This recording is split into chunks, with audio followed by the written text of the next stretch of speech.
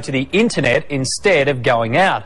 Online dating services are seeing an incredible boom, with hundreds of thousands of women now signing up to find that Mr. Right.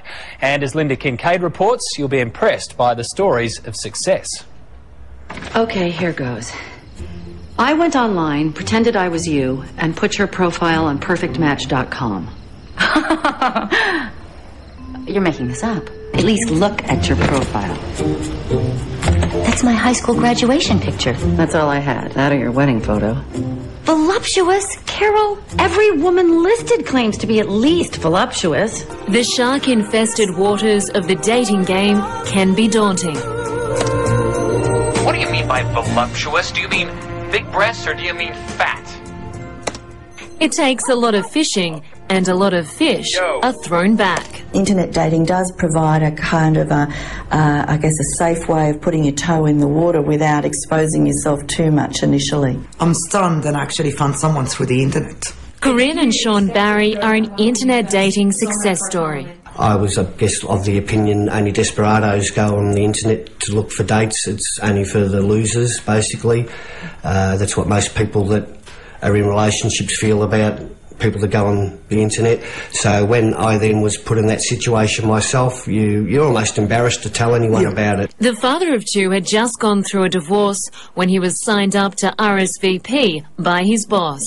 My boss at work was a little bit peeved, I guess, with me being down all the time, so he said, I'm going to put you on RSVP, because he was on there himself and met a nice girl. He basically came down and took a photo of me and put my details up on RSVP and then kept encouraging me to go on there, Eventually he did. Within his first week he spotted Karine's profile. Also divorced with 2 kids, she'd been a member on the site for 2 years. A click of fate sealed the deal. I thought I pressed the button, thank you, I'm not interested. And next thing I know, I got an email from him, which is very, very rare to get an email from someone when you tell them you're not interested. I pressed the wrong button. A week later, they met for their first date. The moment we laid eyes on each other, I think... It was love at first sight. 18 months after, they married and are now celebrating their first wedding anniversary. So do you have your boss to thank for Karine? Yeah, I do. He keeps reminding me all the time.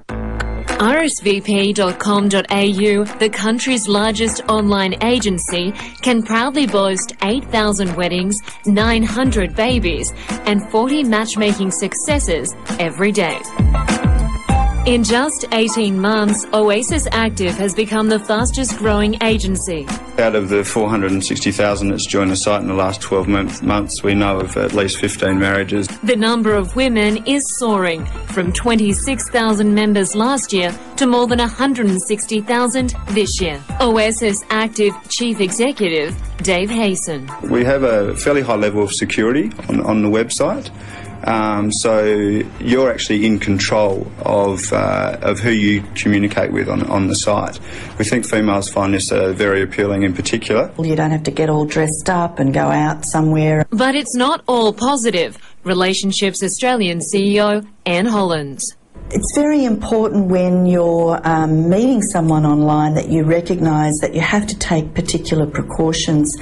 It's important to, when you meet them, to meet them in a public place, perhaps with a friend along, and that you kind of take it slowly. Most people who've tried online dating will have stories about dud dates.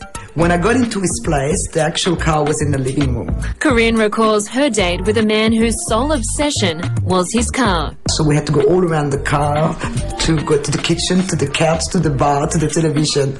But at the end of the day, she vows weeding out the duds was worth it. We've proven it works. And if you're thinking of getting online, you can just go to our website first. We put some links for those dating agencies right there. Good luck.